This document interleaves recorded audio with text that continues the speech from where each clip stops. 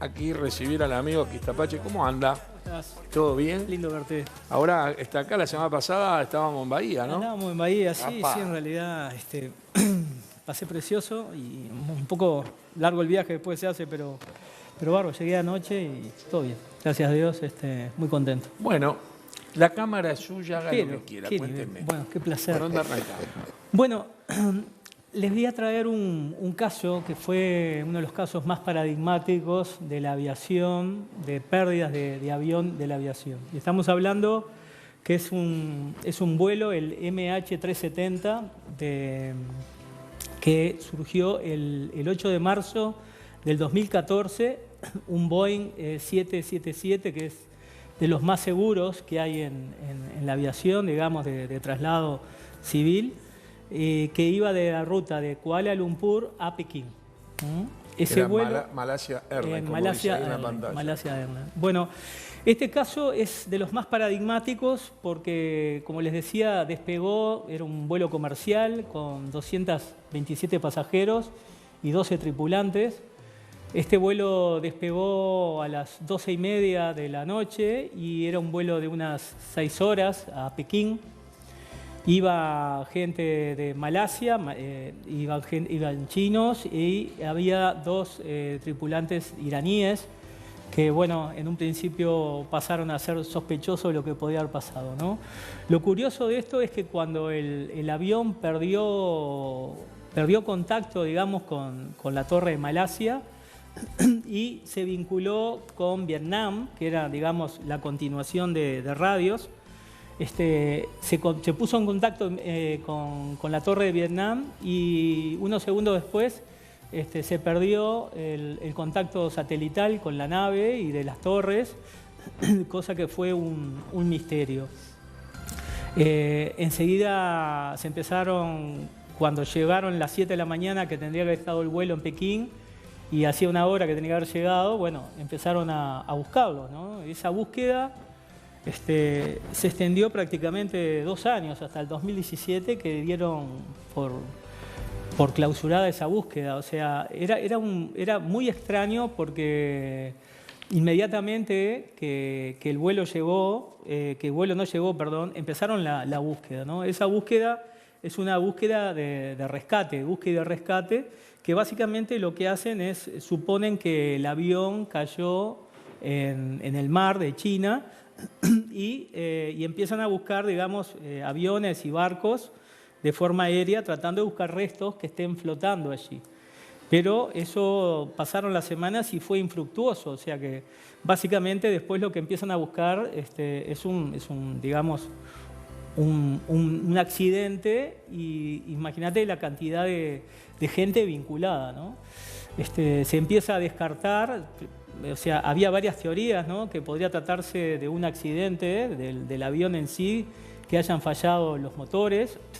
Después, otra de las teorías era que uno de los pilotos hubiera provocado, digamos, el accidente. Llamaba la atención además porque el piloto que estaba, digamos, al comando del avión tenía más de 30 años de experiencia en esa aerolínea. Incluso tenía en su casa un equivalente a una cabina de avión que él había generado para entrenar y hacer prácticas, ¿no? Esto fue un misterio, pero es un caso que traigo, si bien ya pasaron casi 11 años, más de 11 años, 2 días después que desapareció el avión. Yo en el 2012 había estado en un programa en Chilevisión, en un programa que se llamaba Psíquicos, y uno de los periodistas de Chilevisión me llama. Él desapareció el 8 y el 10 de marzo del 2014 me llama para ver si yo de alguna manera podía visualizar algo o podría orientar. Y eso fue un poco un disparador de información que me viene cuando me consultan al respecto. Digo, yo no tenía ni los nombres de los pasajeros, ni tenía el nombre del capitán, pero básicamente los elementos que yo necesito para búsqueda es el nombre, fecha de nacimiento, fotografía y una prenda en lo posible. Bueno, y en este caso el disparador fue la consulta del periodista, Y yo lo que le dije es que yo veía que el barco había ido hacia el otro lado, donde supuestamente se dirigía, o sea, en vez del mar de China, hacia el Océano Índico, y veía que el piloto estaba vinculado. Después lo otro que le dije, que iban a pasar más de 10 años para que el avión apareciera, y me había venido como que estuviera a una profundidad de unos 3.400 metros. Eso lo dije, bueno, en el 2014, y lo que ha ido apareciendo del barco, sobre todo en la costa del Océano Índico, apareció en algunas partes del alerón y algunos detalles como que el barco hubiera intentado amerizar, ¿no? El avión no hubiese... Perdón, el avión hubiera intentado amerizar. Sí, bajar como que fuese un bajar y aterrizar. Lógicamente que con el paso del tiempo y toda la investigación que generó, porque muchísimos países ayudaron, lo primero se van descartando y luego van apareciendo nuevas pautas. Y lo que se vio es que una vez que salió de Malasia el avión y empezó a interactuar con Vietnam, con la torre de Vietnam, se cortó la comunicación y se cortó el contacto con el satélite. A medida que van pasando los meses y van investigando, la aerolínea, y en el caso de los Boeing 777, tenían un rastreador en los motores que lo que hace es enviar frecuencias cada una hora a nivel satelital indicando el funcionamiento de esos motores. Y eso lo fueron obteniendo meses después, pero permitió saber que el avión siguió unas 7 horas más. Y en un momento determinado, cuando tenía que girar hacia Pekín, gira hacia atrás y va hacia el Océano Índico y empieza a navegar, bueno, a volar sobre el Océano Índico. Y en los últimos instantes, o sea que se pudo monitorear casi 7 horas, hace una especie de 8 el avión, y lo que da la sensación por la investigación posterior es que intentó amerizar cuando se quedó sin combustible por las características de esos restos que encontraron. Pero a lo que yo voy, que bueno, por ahora todo esto envuelve un misterio, pero de acuerdo a esa información que me vino como un disparador, lo que entiendo es que posiblemente quizás este año se encuentre la parte principal del barco, del avión, donde están las cajas negras, y se pueda resolver realmente qué fue lo que ocurrió.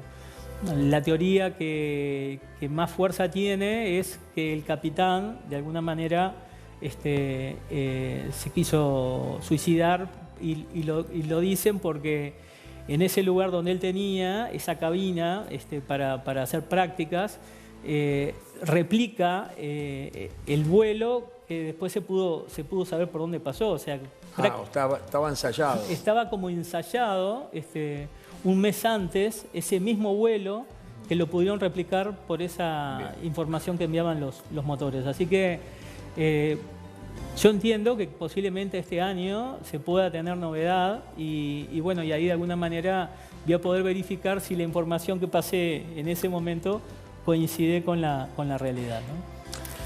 Así que parece, discúlpeme, parece cosa mandinga, ¿eh? Bueno, sí.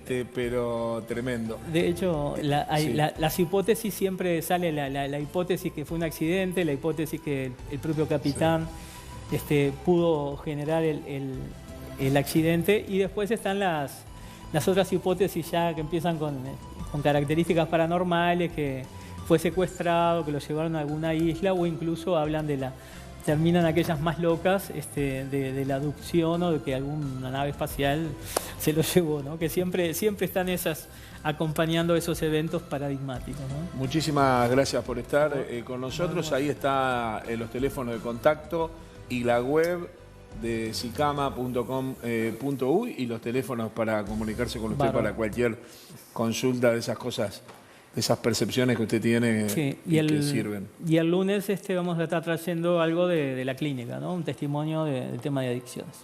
Muy bien, bueno, me parece muy bien. Muchas gracias. Marcelo. Vamos arriba, hacemos la rueda ya mismo, les recuerdo.